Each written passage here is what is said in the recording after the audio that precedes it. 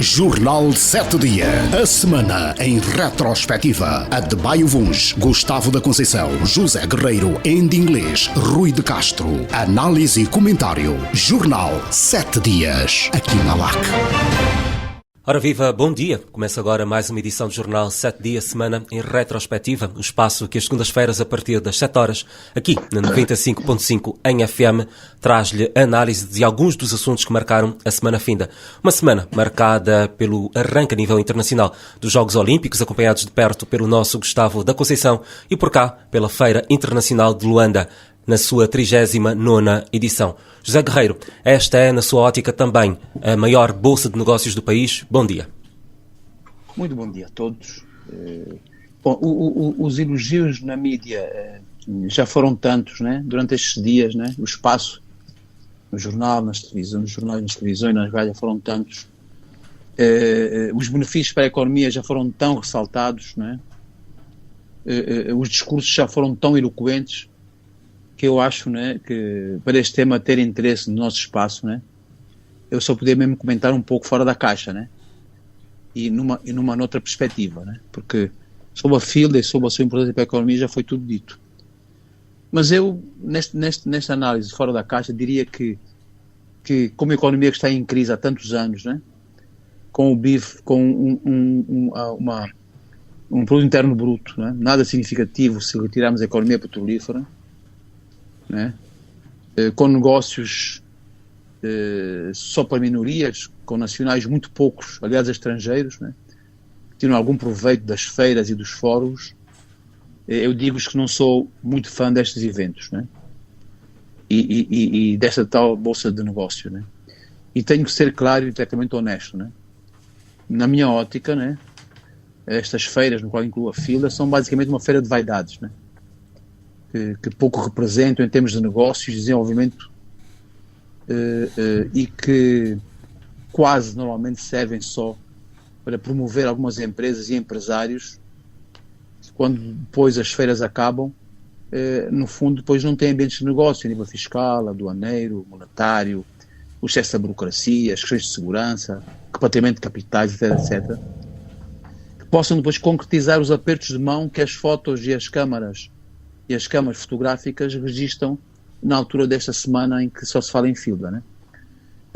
Por inerência de funções que desenvolvi no passado, eu acompanhei há muitos anos todas as FILDAs, né? E outras feiras que realizaram no país. E eu neste comentário a falar da feira, eu quero saudar o nosso amigo Dinho Severino, né, presidente da AIA, que tem uma persistência, uma resiliência e uma paciência únicas em Angola, né? Viu e todos vimos as eleições da FILDA no Kazenga sendo usurpadas por terceiros em negócios nunca bem explicados e que serviram altos interesses de algumas entidades da governação na altura, né? Acho que os assuntos estão em tribunal, pelo que eu percebi, até hoje pendentes, mas quando mudaram os ventos, foi esquecido e a Feira das Vaidades mudou de mãos, né? E mudou de sítio, agora mudou também para mais longe dos cidadãos. As antigas instalações foram vandalizadas, né, sob o olhar silencioso com toda a gente que manda, né? De facto, aquilo era um património já do sistema colonial, aquelas instalações ali no Kazenga foram vandalizadas, partidas e abandonadas. Né? Eu acompanhei as FILDAs no início com mais de 50% de participantes dos países socialistas, né, prometendo isto e aquilo, e a economia zero. Depois foram os países ocidentais, dezenas e dezenas de stands. Agora é que era o arranque. Economia zero, né? Onde ficaram as promessas de crescimento económico e financeiro? Onde ficaram o apoio às micro, pequenas e médios empresários ou empresas? Como ficaram os incentivos à edificação da economia, etc., ao longo destes anos todos?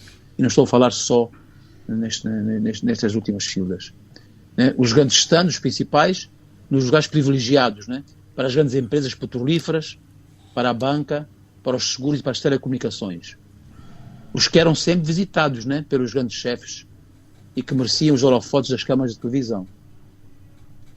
Neste quadro das inaugurações, das visitas, né, os empresários angolanos, os que pensavam que podiam mostrar as suas potencialidades, eram e são sempre atirados lá para os últimos e ignorados pavilhões, onde muitas vezes já não havia tempo para serem visitados e incentivados pelas chefias, né? Bom, mas os discursos, em todos estes anos, volto a dizer que não estou a falar só deste último ano, estou a falar em todos estes anos, os discursos eram e continuam a ser lindos e eloquentes, como disse no início. Né? Palavras muito apelativas, com muitas promessas, sempre com o mote principal, ao longo de 30 anos, temos que apoiar a produção nacional. Lindo, lindo, há dezenas de anos que isto se diz. A economia real essa está como está, né? Mas as filas continuam, né? Continuam. Interessam a alguém, bons discursos, boa propaganda. Por isso, meus colegas e ouvintes, eu não sou fã destas feiras da vaidade. Ainda em inglês, durante este programa já elogiou outra feira, a de municípios e cidades. A FILDA também tem, este certame também tem na sua ótica um apelo positivo. Bom dia. Bom dia, Silvio.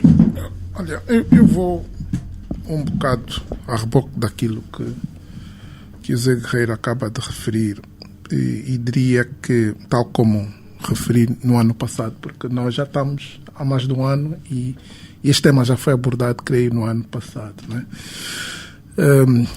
As preocupações levantadas pelo Guerreiro poderiam ser melhor, talvez tratadas e servir de base para uma discussão melhor se efetivamente tivéssemos um balanço sobre a FILDA, não é? E nós não temos, nós temos alguns dados que vão sendo ao longo dos vários anos referidos, como o número de empresas participadas, angolanas, estrangeiras. Este ano foram cerca de 1.300, ou mais de 1.300 empresas. Portugal teve a maior participação, com 20 empresas em vários setores. E depois ficamos no orçamento, né? O dado indicado este ano foi que a FILDA teve um orçamento anual de mais de 1.000 milhões de kwanzas. Mas há muitas questões que estão em aberto, não é? Que deveríamos todos perceber quanto é que o país ganha, porque estamos a falar e é assim que se vende. Este evento é o maior evento comercial de dimensão internacional do país. Temos participações estrangeiras, já me referi a este dado. Nós, este ano, estamos a falar em cerca de 54 empresas, é assim que foi divulgado, 254 empresas estrangeiras. Essas empresas vieram vender, certamente, né? Portanto, este é o nosso evento de referência internacional, comercial de referência internacional, e o que nós esperávamos é que, tal como acontece quando nós, muitas das vezes, e os nossos empresários vão às feiras internacionais, vão à procura de negócio, mas muito no sentido de satisfazer as suas necessidades de fornecimentos, né? De comprar mercadorias, fazer contratos relacionados às atividades que exercem, não é? A minha melhor expectativa é que viessem, para além das empresas estrangeiras que vêm cá expor os seus produtos, que viessem também comprar. Portanto, a minha melhor expectativa é que a FILDA e o principal evento de dimensão internacional, evento comercial, permitisse que houvesse mais mercado para as nossas empresas angolanas, né? E sobretudo aquelas que produzem, porque o paradoxo também é termos, e faz todo sentido que tenhamos empresas e o que eu havia de dizer, né? Que às vezes é um contrassenso, né? Estão a expor na feira de dimensão internacional produtos importados também, né? Portanto, eu penso que era preciso, primeiramente, olhar para estrategicamente, né? E reposicionar a FILDA na perspectiva mais estratégica da coisa, o papel que deve desempenhar no âmbito daquilo que são as nossas iniciativas de desenvolvimento económico e social. Reforçar o Made in Angola, por exemplo? Sim, também, e sobretudo isto, né? Mas é um mercado que se cria, né? e depois perceber quem efetivamente ganha contido com tudo isso. Primeiramente, a perspectiva a que me referi anteriormente, que é o balanço, né, que pode implicar um balanço cambial, né, em termos de... Pronto, isso vai gerar mais receitas ou não, internacionais. Mas, por outro lado, ter a FILDA e percebermos os impactos económicos, sociais e até ambientais. Sabemos que, do ponto de vista económico, geram sempre empregos diretos e indiretos, não é? Mas são temporários. Mas só a parte de arranjar aquilo, né? Fazer a decoração e preparar a FILDA, obviamente que muito desse orçamento que foi aqui referido é utilizado com este fim, não é? E a questão de fundo é estes equipamentos, meios que mobilizamos para a FILDA ou para compor a FILDA são já de produção nacional, por exemplo, né? Podem até ser feitos e elaborados e preparados por empresas angolanas, mas muito provavelmente muitos materiais são importados para fazer e compor a FILDA, não é? Numa situação em que o país está a atravessar também uma crise cambial, seria de todo importante que, ao avaliar os ganhos e benefícios da FILDA, tivéssemos isso em consideração. Portanto, a FILDA tem que trazer mais ganhos para o país, não é? Em todos esses aspectos que referi. Por outro lado, percebemos efetivamente quem mais ganha na FILDA, não é? E como é que a FILDA é financiada. Desde logo, e aquilo que refiro, né? Quem ganha em geral é quem vende, não é quem compra, não é? E, portanto, desde logo, mesmo que quando se abre a FILDA, ou se está a preparar, mesmo que não vá uma única pessoa, não vão o número de visitantes que nós esperamos que participem na FILDA, quem vendeu e preparou, não é, aquelas bancadas, aqueles cenários todos, já ganhou, já vendeu, não é? Este, para mim, é um dos ganhos tanto da FILDA, né, os outros prestadores de serviço, mas também percebermos qual é a participação do Estado nisso, né? Falamos de um orçamento que é efetivamente muito já significativo. Quanto é que o Estado efetivamente participa e financia esta operação? E, por outro lado, que é sempre, portanto, o custo-oportunidade, as alternativas e a melhor forma que podíamos investir. Eu pergunto-me, né,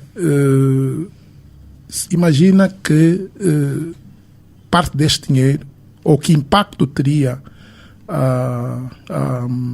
se parte deste dinheiro, ou o mesmo volume de investimento fosse feito para uma atividade que alavancasse, por exemplo, e da mesma dimensão, que tivesse o mesmo impacto, como, por exemplo, o mercado do 30.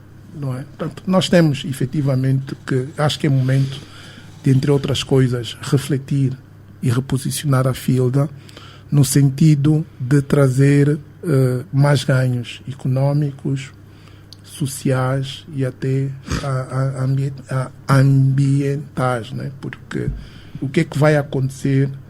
Ela tem que ser preparada, elaborada de forma a calcular tudo isso, porque no final do dia há muitas coisas que se preparam para a FILDA que depois já não têm utilidade, não é? E num contexto em que temos muitos desafios, sobretudo sociais, e precisamos de alavancar e melhorar a condição de vida das nossas populações, eu penso que maior e melhor utilidade teríamos se esse valor fosse investido para iniciativas que pudessem assegurar que este investimento circulasse, não é, por uma camada social que precisa efetivamente ser alavancada. E a FILDA penso que... Porque é que tem que ser feita anualmente, né? Poderia ser feita de 2 em 2 anos, de 3 em 3 anos. Portanto, é a altura de repensarmos a FILDA.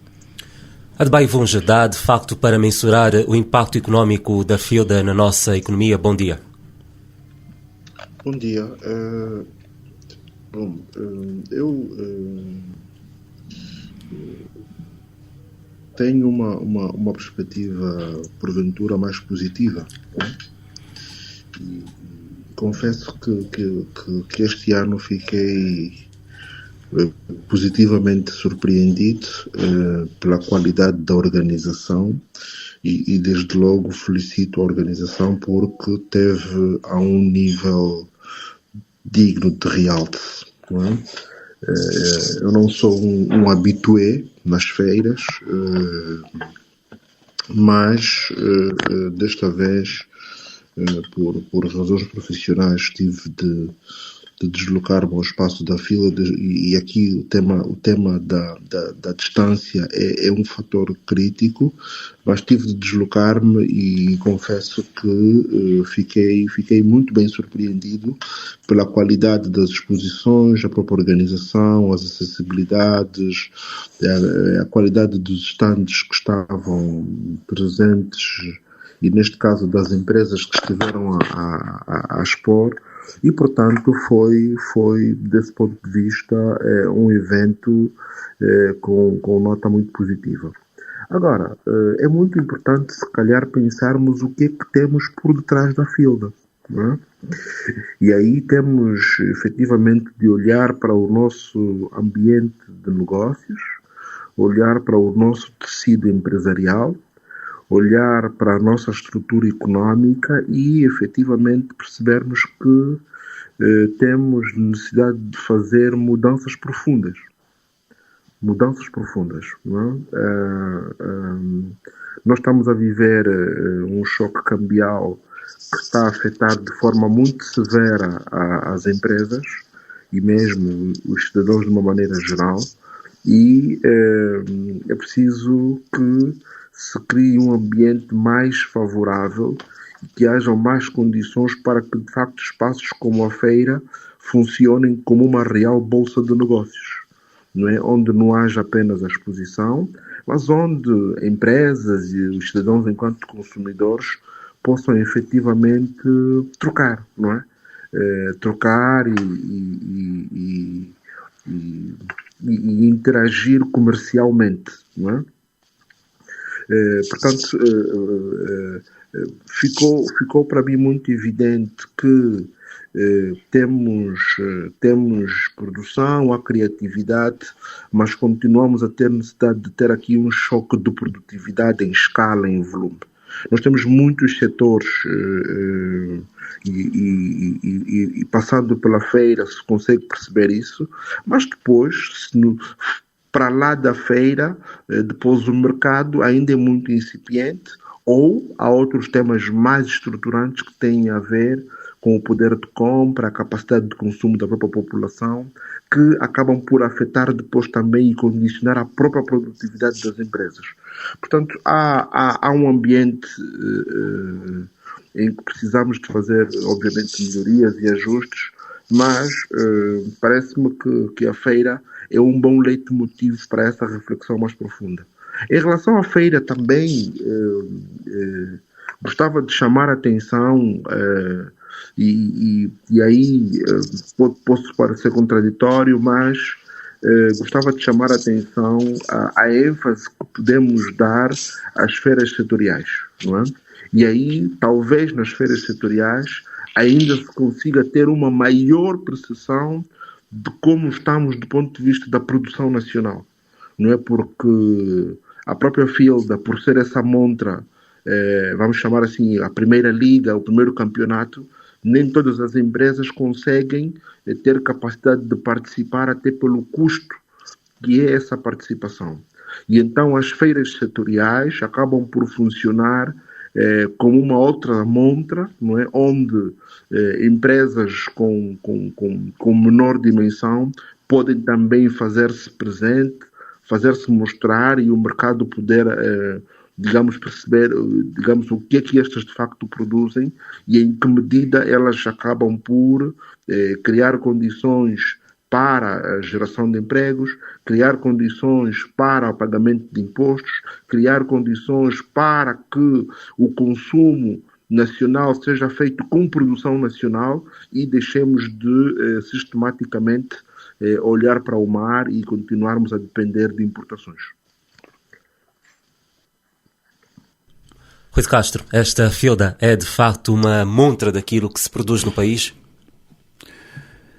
Bom, eu estou, de certo modo, em linha mais com aquilo que se foi referindo,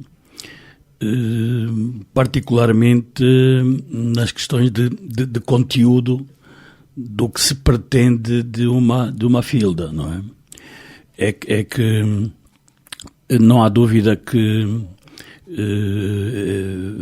tivemos a 39ª FILDA, diz-se que com 1.350 empresas, 15% estrangeiras, o que é um percentual que não é assim tão elevado, comparativamente com outros anos em que já houve mais participação estrangeira e até indo para o próprio lema que apontava para uma parceria internacional, não é? Portanto, com uma parceria internacional, sempre pensei que pudéssemos ter uma presença estrangeira maior, e o que ocorreu foi Portugal mais alguns, não é? Bom, mas de facto, o que me continua a parecer, e o ponto já foi colocado pelo Zé Guerreiro, ainda logo a seguir, bom, e eu venho a reboque, é que não sei mesmo se era de chamar feira ou de uma expo, não é? Porque o que nós vamos assistindo, e em opiniões anteriores eu já expressei que também não sou muito a favor deste género de realizações, onde praticamente que muitas empresas são quase que coagidas a participar, mas que no final, na relação custo-benefício, estão sempre a perder. Portanto, a presença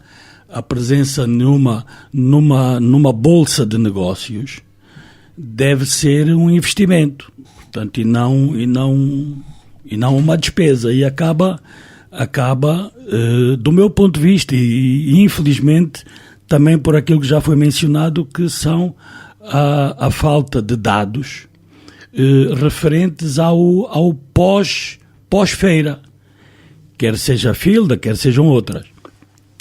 Ora, a FILDA, para fazer jus até ao seu próprio nome de Feira Internacional, deveria ter logo à partida critérios bem definidos para a participação. Não me parece que até mesmo para a imagem que os empresários e expositores estrangeiros depois acabem por levar para os seus países, que encontrem, por exemplo, numa FILDA um pavilhão de uma congregação religiosa a distribuir as suas revistas. Não me parece que seja também de impacto, muito embora nós gostemos muito do setor informal, sabemos da sua importância, mas não me parece que ter na FILDA as nossas mamães do 30 a venderem tomate e a venderem alguns hortícolas, que fique bem colocadas ao lado das grandes empresas que nós queremos, até algumas delas que até estão em bolsas estrangeiras, como a Sonangol, alguns bancos, enfim. Portanto, tem que haver aqui um critério de seleção para que a nossa filda,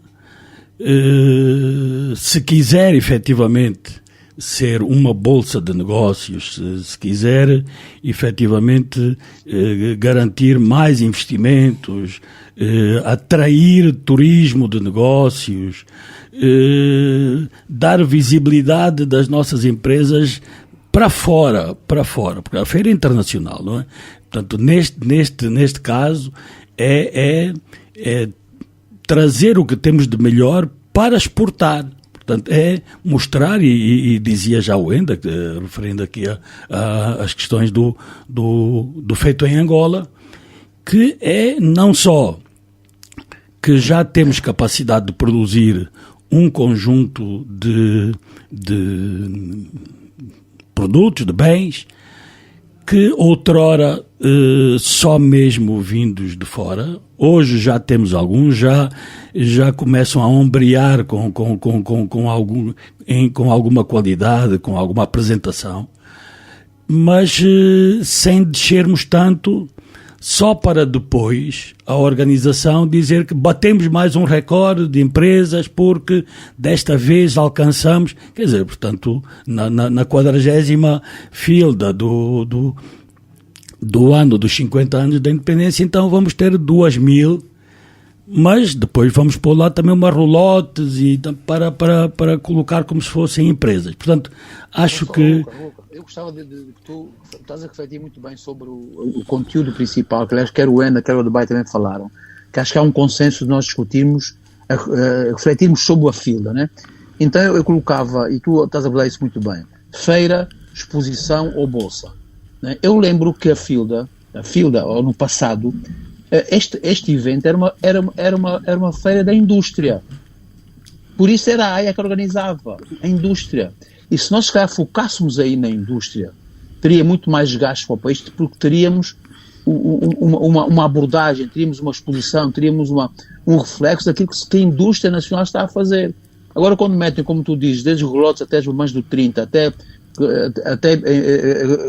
seitas religiosas ou igrejas a prometerem e distribuírem ofrendas e milagres, eu não sei se não é preciso mesmo só refletir e voltar ao conteúdo inicial, que era mostrar aquilo que a indústria nacional produz. Era só este pequeno chega a essa tua reflexão. Pois, obrigado. De facto, eu ia chegar mais ou menos aí, não é? É que parece-me que, efetivamente, temos logo que começar a ver quem é que deve organizar a filda. Bom, a filda é vamos chamar, para as pessoas gostam muito destes termos, não é? É a mãe grande das feiras em Angola. Portanto, eu acho que a filda até deveria ser a única feira que nós devíamos realizar. Todas as outras devíamos até refletir também muito bem se valerá a pena estarmos a mexer muito neste conjunto de realizações que, como dizia também dizia o Zé Guerreiro logo de início, são mais para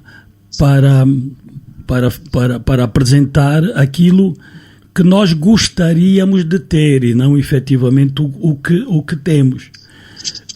Então, parece-me que a organização de feiras deste género não devia ser de outra entidade que não fossem as associações empresariais. Portanto, se queremos fazer uma bolsa de negócios virada para a indústria, é a AIA. Portanto, é a AIA, tem os seus parceiros, portanto, e então, aí acredito que as associações empresariais não se iriam envolver numa grande realização, grande, pequena que fosse, se daí não tivessem benefícios. E nós, hoje, terminada a feira, Uma grande conclusão a que podemos já chegar, de algum benefício evidente, é que de facto durante cerca de uma semana foram criados vários empregos temporários. Esta é uma realidade e, portanto, vimos ali bastante jovens dedicados, bem uniformizados, felizes. Portanto, tiveram ali um emprego garantido durante pelo menos uma semana. Bom, daí em diante, que tenham sorte, não é? Naquelas empresas onde estiveram a dar a cara e a prestar algum serviço. Mas essa é efetivamente uma realidade. Tirando essa e a quantidade de materiais que foram ali usados entre painéis, placas e coisas similares, que não se sabe depois qual vai ser a utilidade, talvez vá para o lixo, ou terá. Bom, esperemos que se consiga dar uma outra utilização, mas tirando isso,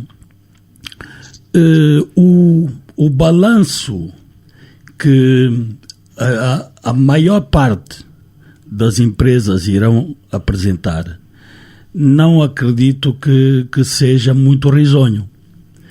Ainda assim, e um pouco na linha do que mencionava o Adebayo, que ele teve a oportunidade que eu não tive de estar mesmo na feira. Portanto, esteve lá, andou por lá, visitou os pavilhões, viu, ninguém lhe contou.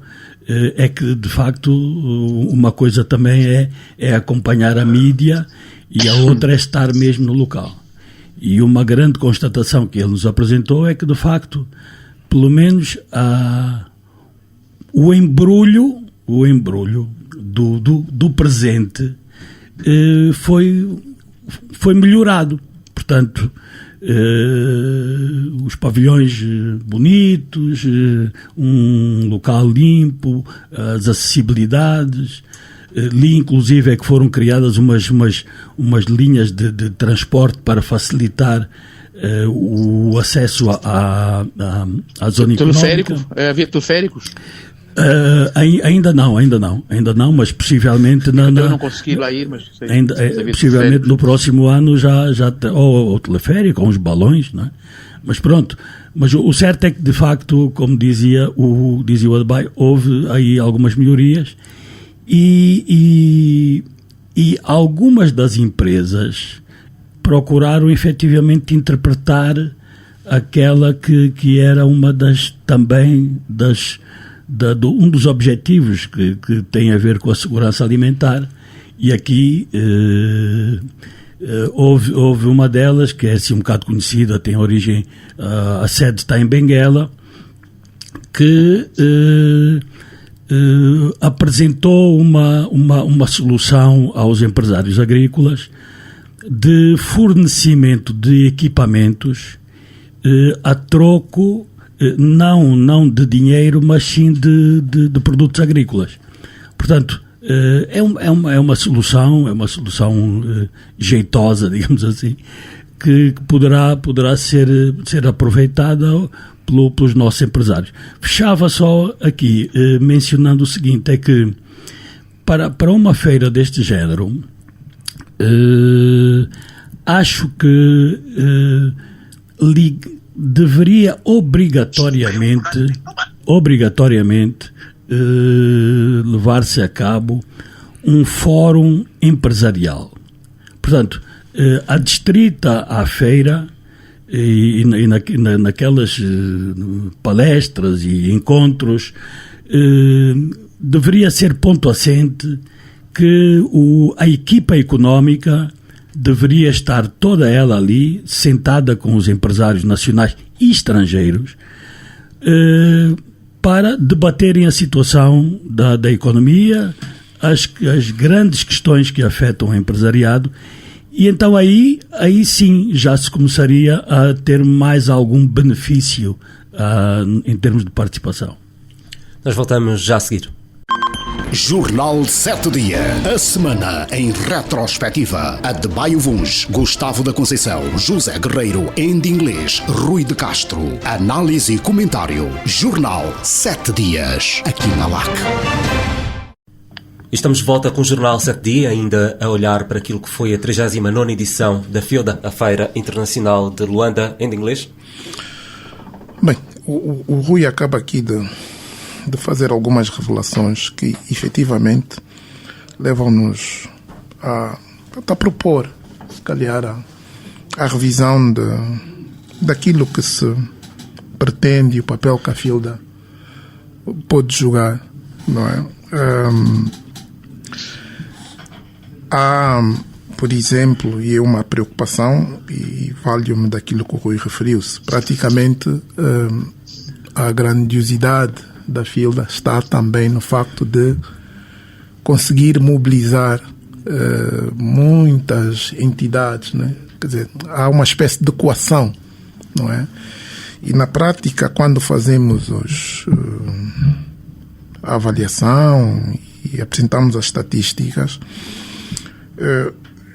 devemos, por exemplo, tentar perceber, e se excluímos as instituições públicas, portanto, da administração pública, as empresas públicas, as empresas petrolíferas, e eu não vejo, por exemplo, qual é o papel de termos, portanto, aliás, eles hoje têm um grande fórum, né? Angola Oil and Gas, não é? O que é que resta da FILDA, né? Em termos de importância? Eu sou, aqui depois também a fazer a separação, portanto, a FILDA enquanto uma marca, que hoje, em princípio, é uma marca do Estado, a FILDA pertence ao Estado angolano, como marca, e depois que difere do espaço, né? Nós tínhamos inicialmente o espaço no Kazenga, que é este o espaço que está, em princípio, em disputa, não é? Mas temos uma outra questão. Falou-se do tema que deve ser mobilizado e realizado pelas associações, e hoje a tendência é ter mesmo feiras ou exposições de especialidade, né? Criar um ecossistema e assim que se faz, né? Mas a questão de fundo também, e que importa também referir, é que, ao contrário, por exemplo, da Feira Internacional de Benguela, que é promovida pelo governo da província de Benguela, portanto, a Feira Internacional de Luanda, em princípio, não está nas mãos do governo provincial, que também é uma outra questão. Pronto, compreende-se por ser talvez internacional, mas no final do dia eu penso que a FILDA deve servir sobretudo para satisfazer e materializar os interesses do país, não é? Tem que ser um palco em que as empresas angolanas mais tirem proveito, não é? Compreendo que e faz tudo muito bem que haja participação de empresas nacionais, estrangeiras, mas nós gostaríamos, eu penso que o sucesso deveria ser também avaliado pelo número de empresários e delegações empresariais, não é? Interessadas, por um lado, a estabelecer parcerias e a procura de produtos e soluções angolanas, e, portanto, nós aí na feira deveríamos, e se essa é a principal montra do país, ela devia ser, portanto, montra empresarial, ok? Deveria ser organizada para atrair ou ter na feira aqueles produtos que efetivamente as pessoas vão procurar, os estrangeiros, né? Vêm cá procurar. Acredito que estariam certamente interessados em ter contactos, não é? Porque a nossa economia ainda é extrativa, por exemplo, estariam interessados, se calhar, não é? E teria que haver uma feira mais voltada para isso, né? Para o setor extrativo. Aqueles produtos de produção agrícola, nós temos, portanto, um potencial agrícola muito grande. Para além dos produtos, a perspectiva de vender soluções, não é? Para o desenvolvimento da agricultura, por exemplo, ela devia também atrair potenciais investidores, não é? Nós, em que feira, em que evento internacional nós temos, por exemplo, à disposição de investidores estrangeiros, portanto, já uma solução fechada? Olha, nós temos nesse momento uma área de não sei quantos hectares, não é? Que estão prontos, têm documentos, têm tudo para que os empresários, quer angolanos e estrangeiros ou em parceria, não é? Pudessem desenvolver esse projeto, não é? Na prática, preparar alguns deals, como se chama. Mas há outra preocupação, por isso eu estou um bocado, claramente que há um desnível muito grande, né? E o Rui colocou, não faz sentido ter empresas pequenas, médias e até grandes empresas, né? Em função daquilo que nós definimos, e depois termos a mamã do 30, como referiu, a vender. Pode não fazer sentido, né? Mas eu penso que na perspectiva de inclusão, não é? É importante termos também este setor e até fazer ponte. A mim faz-me um bocado de espécie que todos os anos, e agora é ali onde realizamos a feira internacional de Luanda, mas temos muito próximo daquela localidade também o mercado de 30, né? Que tem muitas dificuldades, não é? Desde acesso à eletricidade, acesso à água, a capacidade de frio, e nós investimos anualmente este valor para a fila. Não sabemos efetivamente se aquilo gera, portanto, prejuízos ou algum resultado positivo, alguma mais-valia financeira, mas também seria possível, não é? Porque efetivamente a maior bolsa de produtos agrícolas no país está aí muito próximo. Portanto, a mim faria muito mais sentido que se conseguisse alavancar, por exemplo, uma operação, e é assim que eu chamo, como o mercado de 30, e levá-lo àquilo que nós queremos como uma filda. Por exemplo, porque ali temos efetivamente, nós quando falamos dos tais clusters, não é? O ponto mais visível são aquelas pessoas que estão ali nas bancadas a vender, mas efetivamente por detrás dessas pessoas, por detrás daqueles produtos, há uma série de operadores económicos que beneficiam desta operação. E se quisermos efetivamente gerar desenvolvimento, eu penso que é por aí, faria mais sentido, faz mais, sem descurar, mas eu estou-me a referir sobretudo para a atenção que se dá e a atenção que o Estado dedica, né? Portanto, se for uma iniciativa dos empresários, não há problema, mas a partir do momento que é o Estado e as empresas do Estado e as instituições públicas a se envolverem, nós efetivamente temos que olhar para aquilo que tem, olhar para os impactos que esta operação gera. Tudo bem, Vonja? Eu concordo com essa análise do ENDA em relação à necessidade que temos de olhar para os impactos, né? E neste sentido, por exemplo, eu entendo que a FILDA é um espaço importante que deveria ser melhor capitalizado para a nossa diplomacia económica também, né?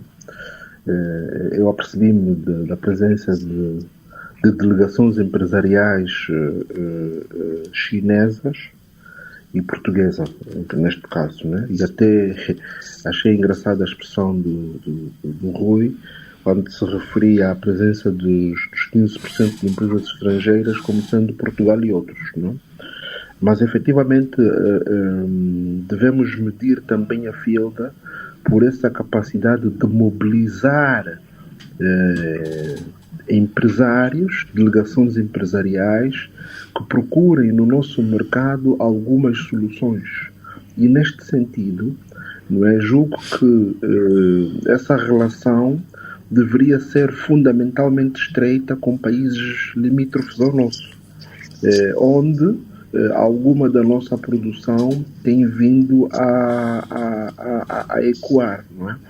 E nós devemos olhar mesmo na lógica de fomentarmos a nossa produção para atender a nossa necessidade interna, mas também para olharmos para outros mercados, não é?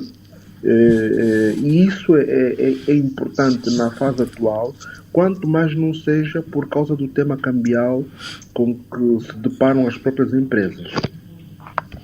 Depois, nesta questão da titularidade da feira e mesmo a realização de feiras, eu julgo ser um bocado mais liberal e não me oponho à realização de várias feiras, várias montras. O importante é que os promotores desses eventos consigam efetivamente fazê-lo com decência e consigam mobilizar e atingir objetivos, não é? Para além de haver aqui uma clarificação sobre o papel efetivo desses certames, não é? Mas nós tendo alguma produção, alguns nichos em que há alguma produção assinalável, é importante que haja essa abordagem e esse contacto com o mercado, não é? É importante que nós, e não é todos os dias que temos a facilidade de perceber que soluções é que já dispomos aqui ao nível do país e que muitas das vezes passam para lá da nossa apreciação imediata, não é? Porque por várias razões acabamos por não conseguir ter acesso e visibilidade, e em espaços como a feira ou as feiras podemos então encontrar e responder às nossas necessidades. Portanto, eu julgo que a feira,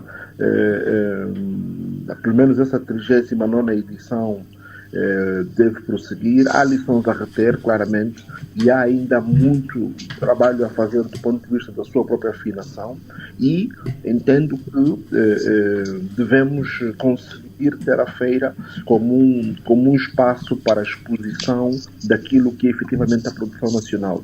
É verdade que na sua matriz era uma componente muito na lógica da indústria, da industrialização, mas depois também o nosso tecido econômico foi se decompondo e nós fomos perdendo a componente industrial, nós recuamos do ponto de vista da industrialização, e outros setores avançaram mais rápido, não é? E aqui estamos a excluir, obviamente, a indústria extrativa, ou em particular a indústria petrolífera, que efetivamente tem um peso e uma abordagem diferente. Ela está na feira por outras razões, não necessariamente a mesma dos demais setores econômicos, mas acaba por ser também importante porque é um vetor, é o motor da nossa economia, não é? E sendo esta a nossa maior feira, é importante que, pelo menos aquilo que é o nosso principal tecido empresarial, consiga estar presente e fazer-se notar. Durante a última semana foi também aprovada a proposta de lei dos crimes de vandalismo de bens e serviços públicos, uma lei aprovada com votos a favor do partido no poder, a abstenção absoluta do maior partido da oposição e fortemente criticada por ONGs e movimentos cívicos e passo a citar, pelo seu efeito intimidatório e pelo caráter repressivo. José Guerreiro. Bom, sim, foi aprovada essa lei. Eu no campo dos princípios, não é? Eu saúdo naturalmente a aprovação da lei e as consequentes medidas, né? No campo dos princípios. Contudo, e como disse o Silvio muito bem, nas redes sociais, e não só, até digamos, expressões formais de associações, etc., nas redes sociais, esta lei tem havido muitos comentários que esta lei pode ser um gato escondido com o rabo de fora, como se costuma dizer, né? Eu não tenho, de facto, elementos para alinhar ou não nesta teoria, né? Eu não estou na cabeça do Poder Executivo, que teve a iniciativa legislativa, nem no legislador que deu corpo à mesma. Não estou dentro da cabeça quer do Poder Executivo, quer do Poder Legislativo.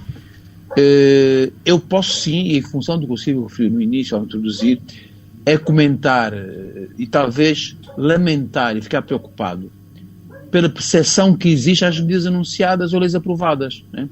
Há sempre muita gente com o pé atrás, isto preocupa-me. Sempre se publica alguma coisa, sempre que há alguma coisa feita pelo Poder Executivo ou pelos tribunais, etc., há sempre muita gente de pé atrás e que se manifesta hoje como é possível através das redes sociais, com razão ou sem razão, né? Mas a percepção que há é que a confiança de muitos cidadãos no poder é muito diminuta, e daí tudo o que é aprovado tem sempre pessoas de pé atrás.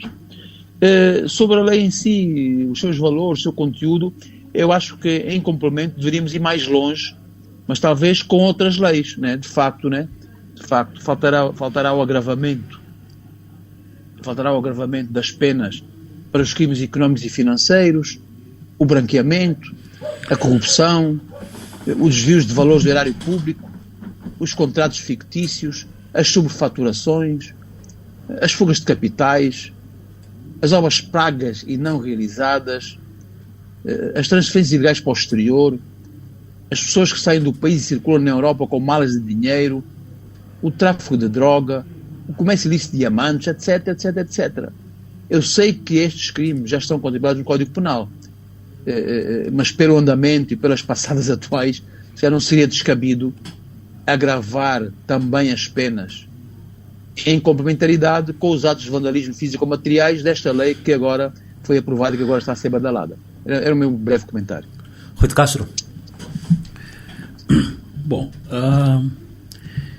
nós vimos assistindo de algum tempo a esta parte que um pouco por todo o país há uma vandalização de bens públicos e privados.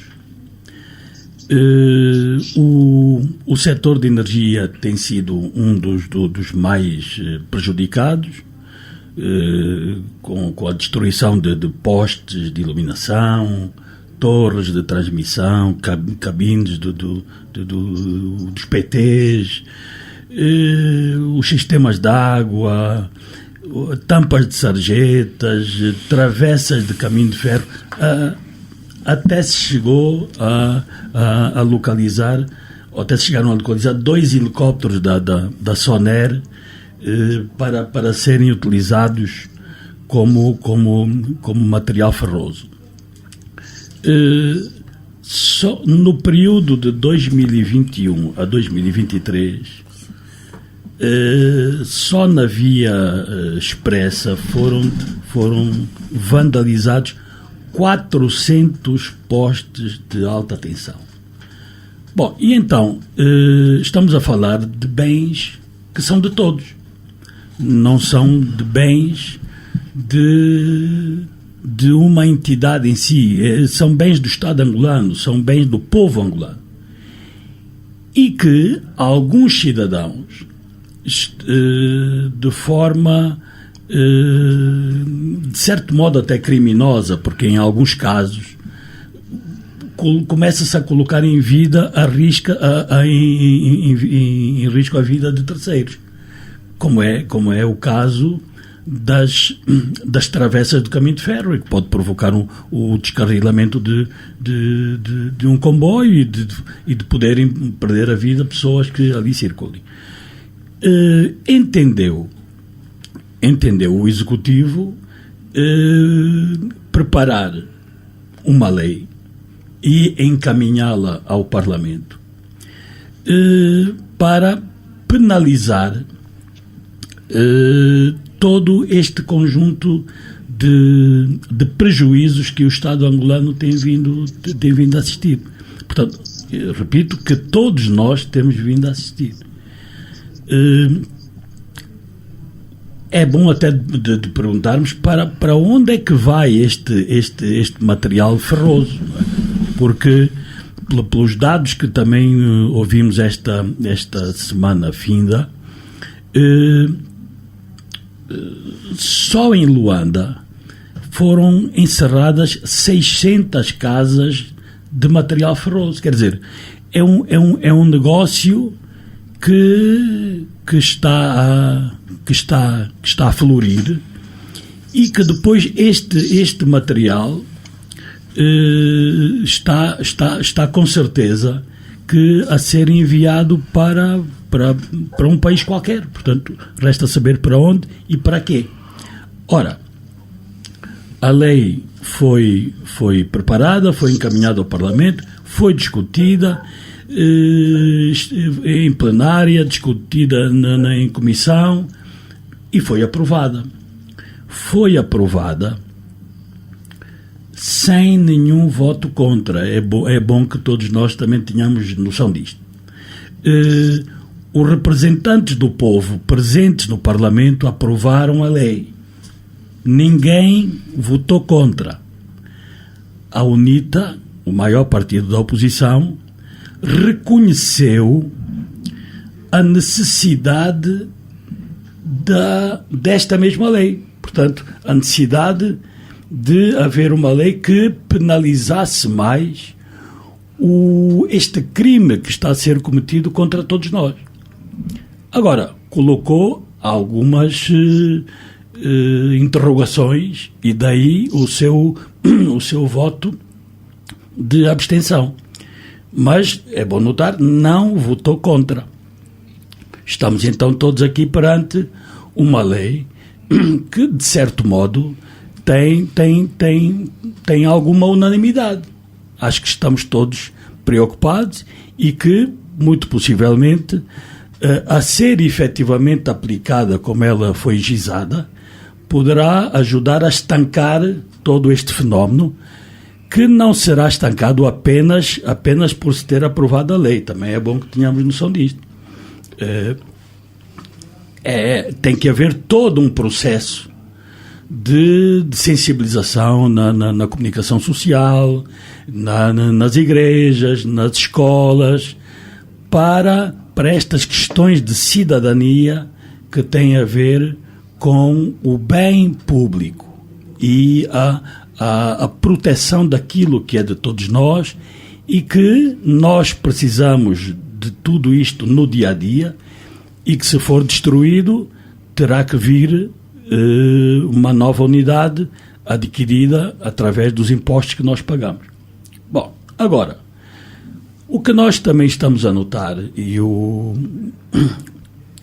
Zé Guerreiro colocou também com alguma ênfase, já o tinha feito em edições anteriores, é que qualquer iniciativa que seja tomada pelo governo vem logo nas redes sociais muitas objeções, muitas interrogações, muitas críticas, o que não deixa de ser bom. Portanto, é bom também que tenhamos alguma noção disto, é que não pode haver unanimismo. As pessoas são livres, devem apresentar os seus pontos de vista, devem esgrimir as suas razões. Neste caso, por exemplo, dizem algumas ONGs e a própria UNITA que há um artigo na lei, que é o artigo que de certo modo penaliza na realização de uma atividade de massas. Se houver vandalização de bens públicos, a pessoa ou as pessoas que forem as causadoras serão obviamente que penalizadas, mas também a entidade que organizou aquela atividade.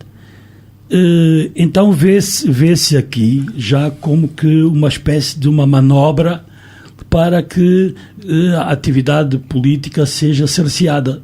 Eu creio que não. Acho que, e inclusive, a lei não vem a dizer que se o partido A fizer uma mobilização e houver vandalização, o partido é penalizado, mas se for o B já não é. Não. Portanto, é o organizador de uma atividade de massas tem a obrigação de garantir a segurança das pessoas que estão ali, mas também a proteção dos bens que são da comunidade e que, se forem destruídos por qualquer razão, maldosa ou não, aquela entidade deve ser responsabilizada. Portanto, acho que é absolutamente normal. Vamos a mais um intervalo e voltamos já a seguir. Jornal 7 Dia. A semana em retrospectiva. A de Baio Vuns, Gustavo da Conceição, José Guerreiro, em inglês, Rui de Castro. Análise e comentário. Jornal 7 Dias. Aqui na LAC. E estamos de volta com o Jornal 7 Dias, semana em retrospectiva. A de Baio Vuns, este novo diploma legal, parece-lhe a solução para pelo menos diminuirmos o crescente fenómeno da vandalização? Eu espero que sim, não é? Espero que isso venha ajudar a estancar esta onda de atos de vandalismo deliberado contra bens públicos que deveriam merecer a proteção de todos. Neste caso particular, a proteção das entidades policiais, não é? É porque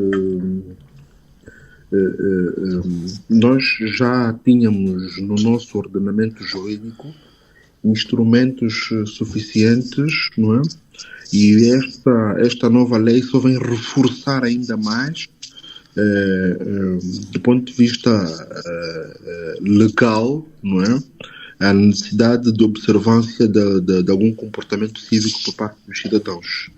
O meu tema, ou se quiser, o buziles da questão para mim é inverso. É a capacidade dos nossos órgãos policiais e judiciais de efetivamente cumprirem o que está previsto na lei no caso em que os cidadãos estejam a vandalizar bens públicos. E isso hoje em dia é recorrente, vermos escolas completamente danificadas, hospitais com vários tipos de situações, estradas que são e sinalização, portanto, estradas aqui em sentido mais amplo, incluindo equipamentos de sinalização, autocarros de transportes públicos, comboios, não é? Redes elétricas e de telecomunicações, sarjetas, redes de esgoto e tratamento de água. Portanto, há um sem número de situações que são efetivamente preocupantes. E, se por um lado a lei poderá ajudar a reprimir essas situações, por outro lado eu entendo que devemos ter uma abordagem mais estruturante, não é? E isso obviamente obriga-nos a tocar em temas que às vezes podem parecer lugar comum, mas são mesmo necessários, né? Que tem a ver com a qualidade do nosso sistema de ensino, no sentido de criar uma formação cívica para os nossos jovens, para os estudantes, não é? Uma educação patriótica, não é? Porque nós não podemos viver numa sociedade onde tudo é permitido e não há limites para nada, não é?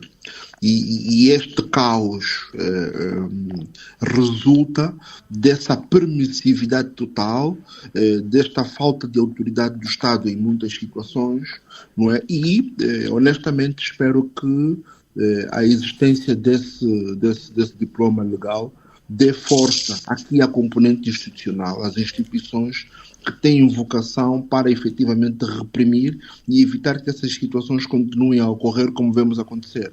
Mas, por outro lado, eu chamo também muitas das vezes a atenção à necessidade da própria população participar nesse esforço de segurança e de proteção daquilo que é o equipamento coletivo, não é? E, pelo contrário, vemos muitas das vezes cidadãos que quase aplaudem, não é? O que é às vezes até contraditório e quase incompreensível, mas lá está, e voltamos à base, resulta da insuficiência, do grau de despreparação e da ausência de conceitos cívicos e de cidadania por parte de muitos grupos populacionais que nós temos hoje, de uma maneira geral, no país todo.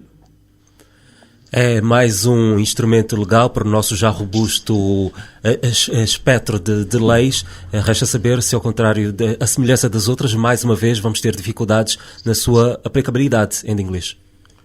É possível que tenhamos alguma dificuldade, é possível. O que penso é que, de um modo geral, não há dúvidas e ninguém contesta a necessidade de uma lei para estes casos concretos. Era necessário, e pelo que eu vi já há algum tempo, não é? Era que a necessidade da lei para esses casos concretos tinha a ver com o facto de as irregularidades cometidas parece que se enquadravam mais no âmbito das como é que se diz, das contravenções administrativas, não é? E era preciso criminalizar. E com a lei resolveste esse problema. É preciso tipificar o crime, está claro.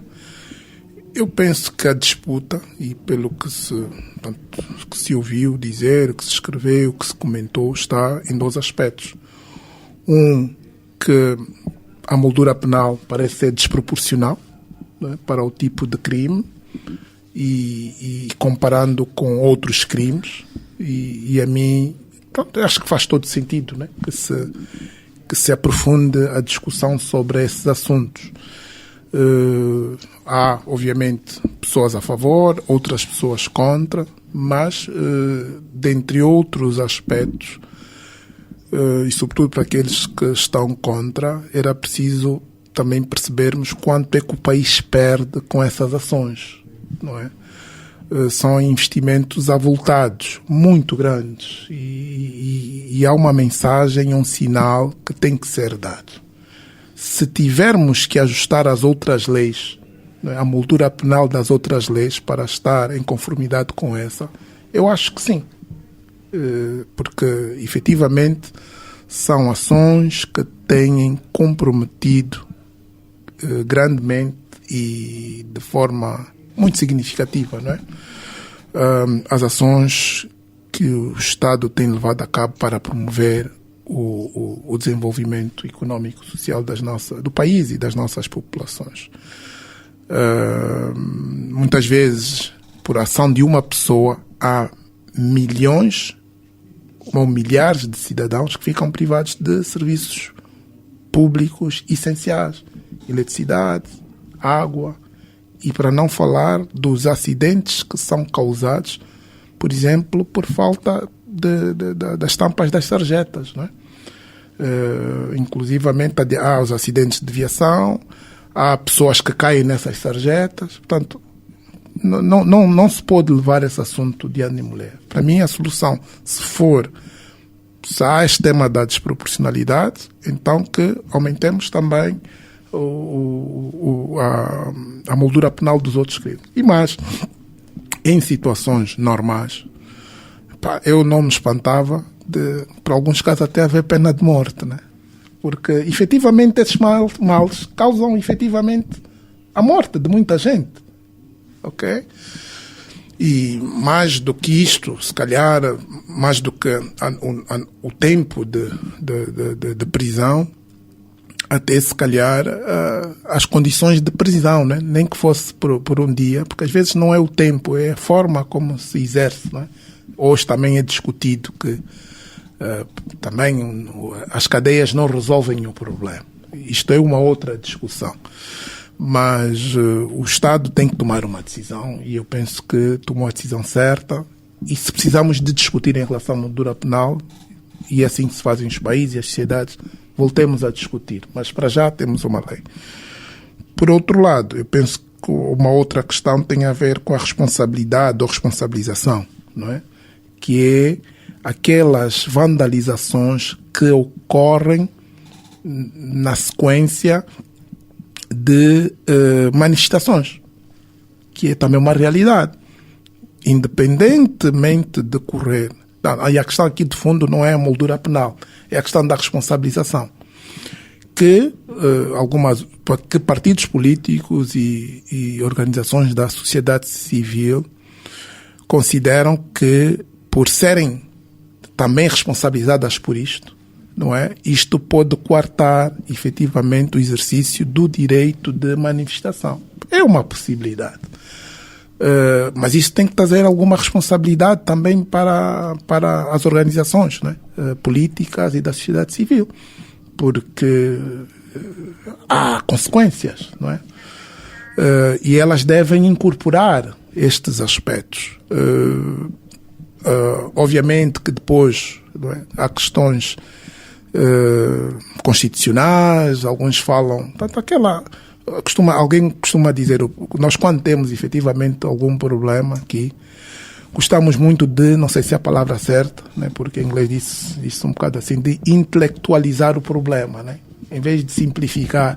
Então começam a vir aqueles termos que nós conhecemos, transmissibilidade, coisas que a maior parte da população não entende, e que penso que as pessoas com maior e melhor conhecimento dessas matérias devem efetivamente ajudar a clarificar a opinião pública sobre esse aspecto. A mim parece-me que aí um tema, uma zona cinzenta, que possivelmente, que na altura de se executar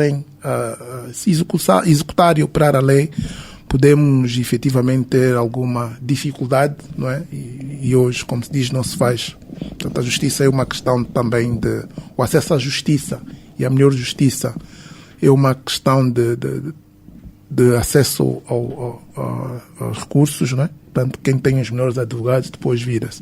Mas a preocupação que algumas associações da sociedade civil levantam é que muitas destas convulsões ou desordem que ocorre nas manifestações pacíficas dos partidos políticos, das organizações não governamentais, resulta de infiltrados, não é? De entidades que, portanto, não querem que as manifestações ocorram, e como agora há penalizações, o risco é muito maior.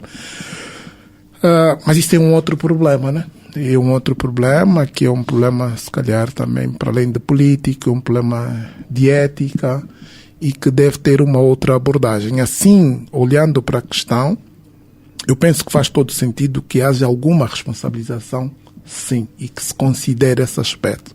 Agora, também não acho certo que, havendo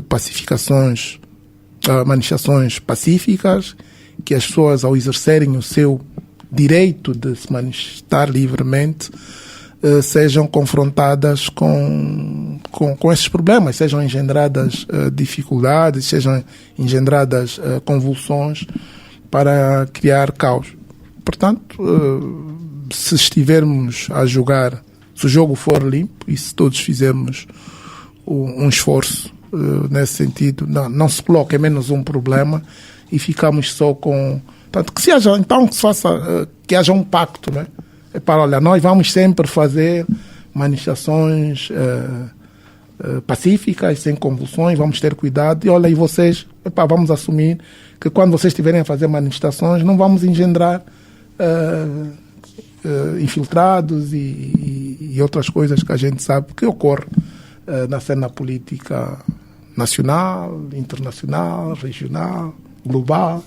Portanto, são aqueles truques políticos que acontecem. O que nós queremos, não é que efetivamente andemos, né? Caminhemos, não recuemos, e eu penso que conseguir esta lei já é um bom sinal. E a gravidade também, e muito pouco se fala, da pena, o penal, tem a ver exatamente para aquelas pessoas que têm o direito de salvaguardar o interesse público, que são detentores de cargos políticos públicos em diferentes áreas, e que nós sabemos, por causa do crime organizado, existem pessoas nos mais diferentes setores que vivem e beneficiam deste grande negócio que é transfronteiriço.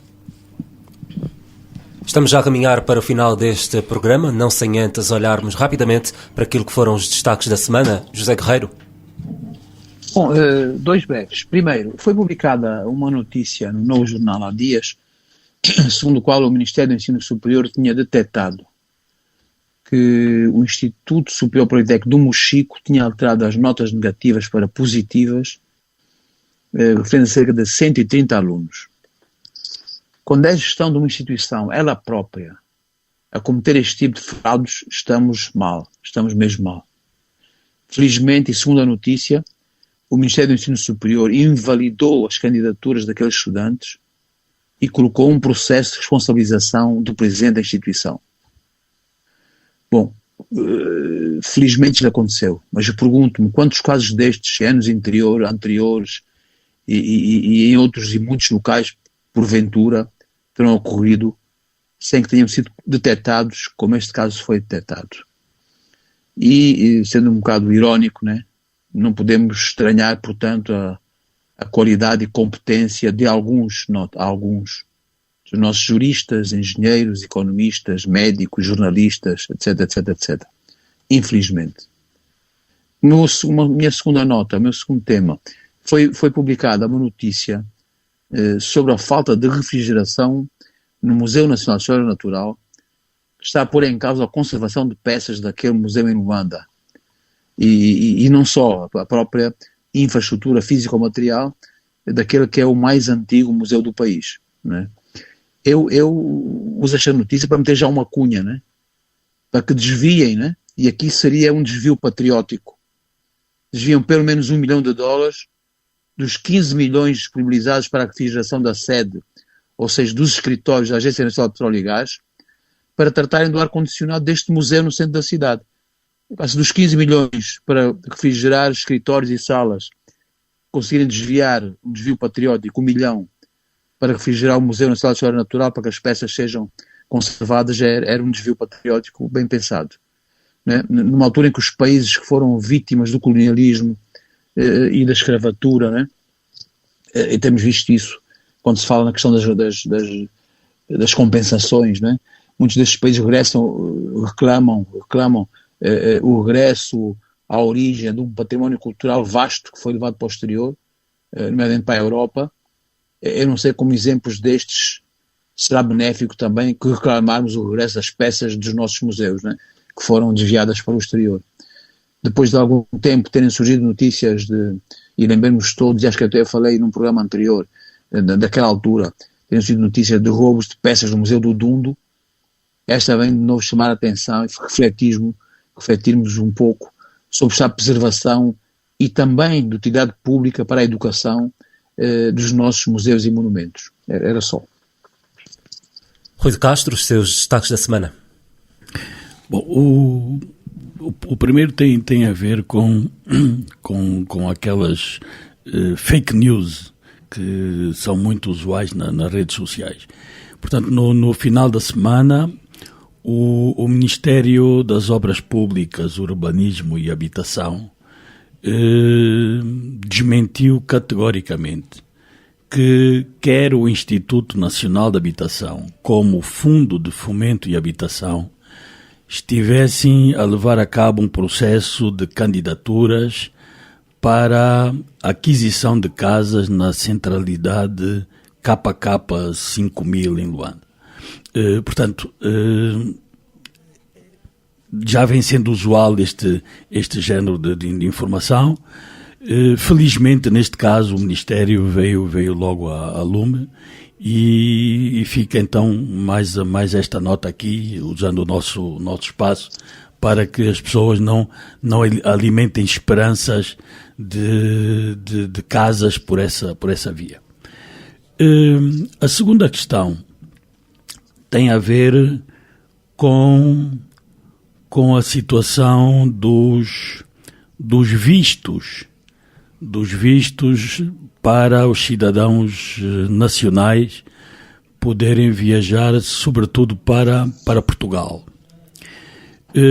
Tivemos ao longo da semana a visita do primeiro-ministro português E quando abordado sobre esta problemática e um travão que se dizia estar a ser feito, a resposta dele foi que o visto CPLP não sofreu nenhuma alteração, que há um outro visto que depois dá acesso ao resto da Europa, que é o Schengen.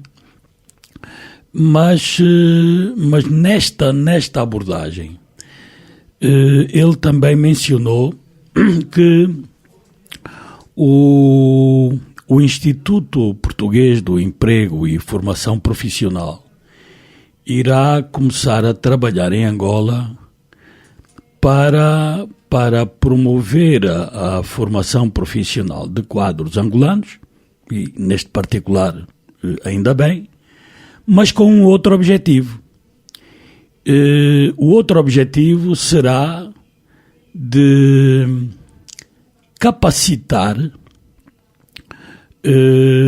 os cidadãos angolanos que queiram ir para Portugal e que queiram para que tenham uma entrada no mercado de trabalho português mais favorecida, mais ágil e mais capaz de poder ter um desenvolvimento e um acolhimento eficazes, palavras dele. Ou seja, a aquisição do visto Schengen vai ser facilitada com a conclusão do curso que alguns nacionais irão fazer neste instituto e portanto, diria até com alguma ironia que isto é que gesto tão nobre, não é? Por último, foi outra celeuma que também ocorreu e por acaso na mesma conferência de imprensa, mas neste particular referente a uma afirmação do nosso Presidente da República e relacionada com o facto da compensação que as antigas potências coloniais devem ou não devem fazer aos ex-colonizados. E o chefe de Estado angolano mencionou que durante estes 49 anos de independência, nós nunca colocamos esta questão da compensação material, é bom enfatizar aqui, a compensação material, porque os países colonizadores, e não só Portugal, mas uma série de outros, nem sequer teriam capacidade financeira e outra para o fazerem. Portanto, houve muita discussão, muitas opiniões, a tal discussão intelectualizada que o Endo até falava há pouco, não é? Mas acho que era bom também interpretar que, de facto, tal como dizia o saudoso Fidel Castro, isto são dívidas impagáveis. Agora, não há dúvida, e creio que por aí há, inclusive, através da Unesco e outras instituições, já um conjunto de processos que estão a decorrer para que os países outrora colonizados, para além daquela que é a reparação moral, que também tenham por parte dos ex-colonizadores um conjunto de políticas que sejam, de certo modo, de favorecimento àqueles que outrora foram por eles colonizados. E neste caso eu colocava, por exemplo, no setor da educação, mestrados em Angola por especialistas portugueses na agroindústria, saúde, novas tecnologias, a devolução de bens culturais. Obviamente que desde que a NPG primeiro garantisse o refrigeramento das infraestruturas, onde então iriam ser colocadas estas obras de arte, onde iriam ser colocados os filmes, que há um acervo fílmico de Angola, que o que está no país está praticamente destruído. Felizmente para nós, há uma parte que não está no país. E é óbvio que nós queremos que ele cá esteja. Mas também é evidente que temos que ter condições para tal. Portanto, estas eram as 3 questões. Adebayo Vuns, os seus destaques da semana? Bom, eu gostei muito da pitada de humor do Rui hoje, não é? E, portanto... E se calhar no âmbito das reparações, este curso de formação profissional que foi oferecido agora como contraparte para a obtenção de vistos aos jovens angolanos cai aqui nas reparações também do colonialismo, né? Vai-se lá saber, mas pronto. E de qualquer modo, este tema dos vistos continua a ser um tema que merece e desperta a nossa atenção por várias razões. Desde logo, eu defendo que o Estado angolano deveria exigir a Portugal a reciprocidade, não é? De resto, Portugal tem um tratamento diferenciado, por exemplo, para os cidadãos brasileiros, que não vejo por que razão não pode também proporcionar esse privilégio ou esta facilidade aos angolanos. Continuando, eu trago 3 outros tópicos, não é? Que me chamaram a atenção agora no final de semana. São matérias publicadas no Novo Jornal, creio. A primeira tem a ver com uma notícia sobre funcionários das escolas do segundo ciclo em Luanda. Antigamente chamávamos de ensino médio e pré-universitário, que para a inscrição de novos alunos cobram uma micha de 400 mil kwanzas, no caso do ensino médio, de alguns institutos médios, e para os pré-universitários cobram 200 mil kwanzas. É uma situação altamente repugnante, não é? Que carece já não tanto de denúncias, porque no fundo são situações que estão aí e, portanto, muito fáceis de serem detectadas e descobertas, desde que efetivamente os órgãos com poder de investigação se ponham em campo para, digamos, combater e anular esse tipo de condutas, não é? que são absolutamente vergonhosas. Em contrapartida, obviamente que põe-se aqui a necessidade de continuarmos a investir de forma mais incisiva na construção de escolas, não é? E o desafio demográfico é um destes, não é? Ou seja, esta é uma consequência dos desafios demográficos e, portanto, em províncias como Luanda, onde há esta pressão, o investimento na rede escolar deve continuar para que efetivamente não haja esse oportunismo com situações moralmente condenatórias, não é? Igualmente condenatória é uma outra notícia também de venda de sangue, não é? Balões de sangue que são comercializados ao preço de 20 mil kwanzas em alguns hospitais de Luanda. E aqui o apelo vai no sentido de conseguir mobilizarmos mais doadores de sangue, não é?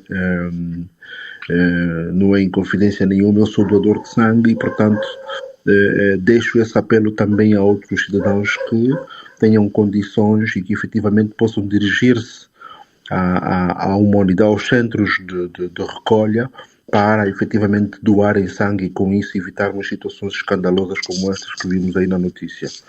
Por fim, realizou-se um evento fundamentalmente com jovens e juntando muitos jovens estudantes das áreas da agricultura, não é? O evento chamava-se Conexões, na última sexta-feira, e em que foi um dos oradores, o engenheiro Fernando Pacheco, que falou sobre tendências e desafios do agronegócio de forma muito incisiva. Obviamente que o engenheiro Pacheco é um defensor da agricultura familiar, ao lugar da agricultura industrial desta de grande magnitude, e fez reparos muito pertinentes em relação à nova atuação do FADA, que tem vindo a dinamizar o crédito, ou pequenos montantes de crédito para a promoção da agricultura, sobretudo das cooperativas, incluindo algum equipamento e sementeiras e outro tipo que ajudam efetivamente a resolver problemas que vêm de la longue, não é? Mas finalmente vamos tendo algum crédito também disponível para o setor agrário ou para o setor agrícola.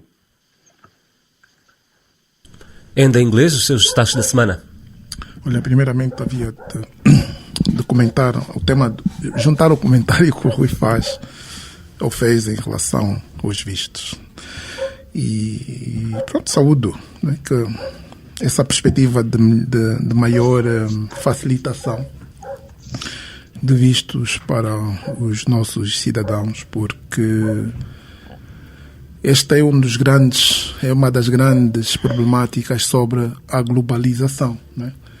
Que deve ser facilitar, promover o movimento de mercadorias, de pessoas e de recursos. E nós, os países africanos, não ganhamos tanto com o tema da globalização, exatamente por causa disso. Dentre outras coisas, temos mais restrições de mobilidade, não é?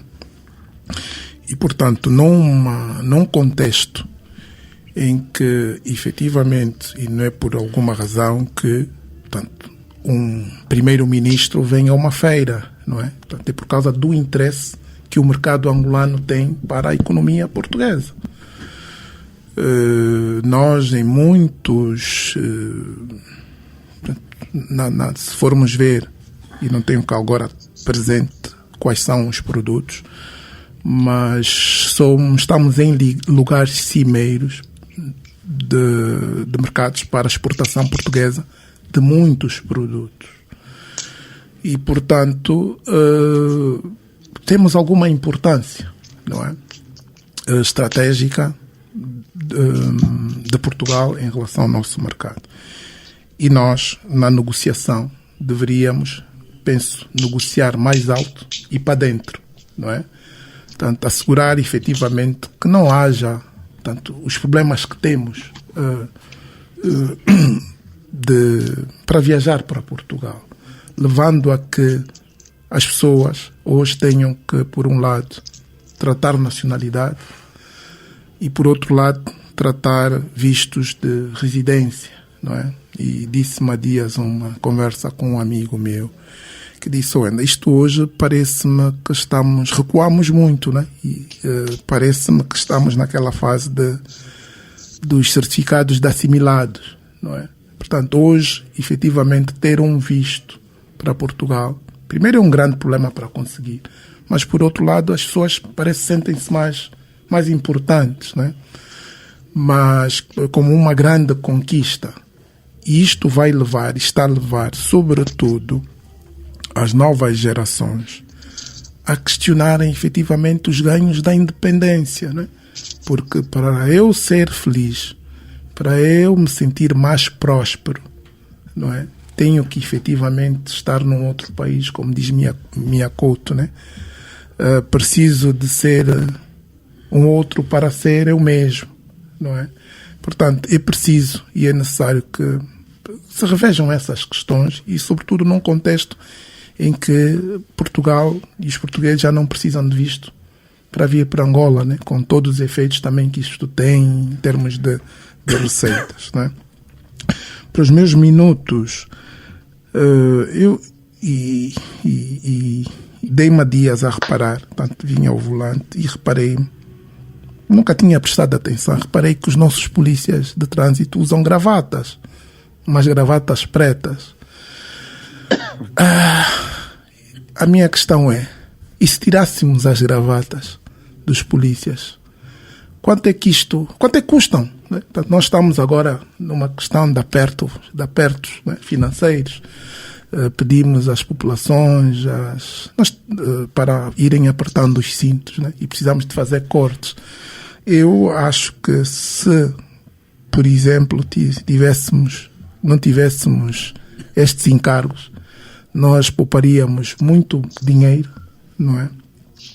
E por um outro lado, e numa cidade que é quente, não é? Muito quente, se calhar também os próprios polícias teriam uma outra disposição, né, para o trabalho, e seriam talvez muito mais produtivos. E nesta senda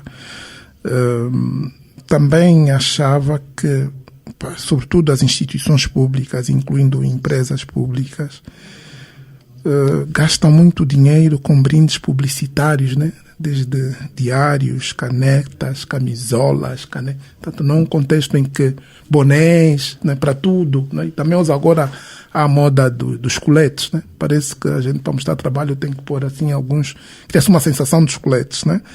Este dinheiro poderia ser utilizado para outros fins. E eu refiro-me aqui, sobretudo, àquelas entidades que dependem de orçamentos públicos, mas deveria haver proibições e restrições em relação a isso, porque efetivamente este dinheiro poderia ser utilizado de uma melhor forma. Nós, durante a semana, também ouvimos uma notícia de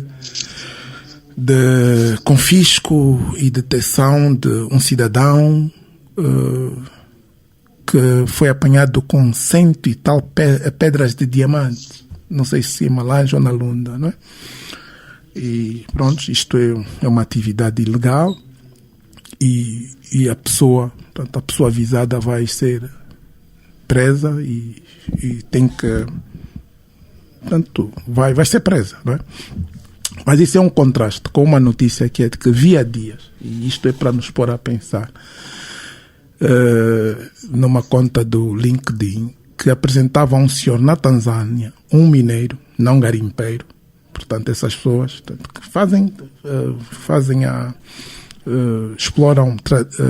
exploração tradicional, né?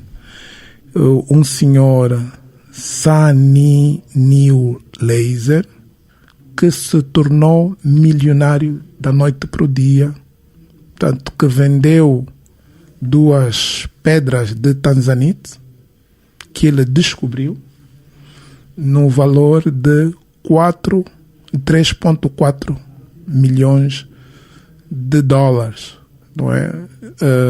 Vendeu também uma outra por 2 milhões de dólares em agosto de 2020 com a ajuda do governo da Tanzânia. Então, temos aqui 2 países africanos, 2 pessoas, se calhar com a mesma condição, portanto, e esse aqui ficou rico com algumas pedras, né?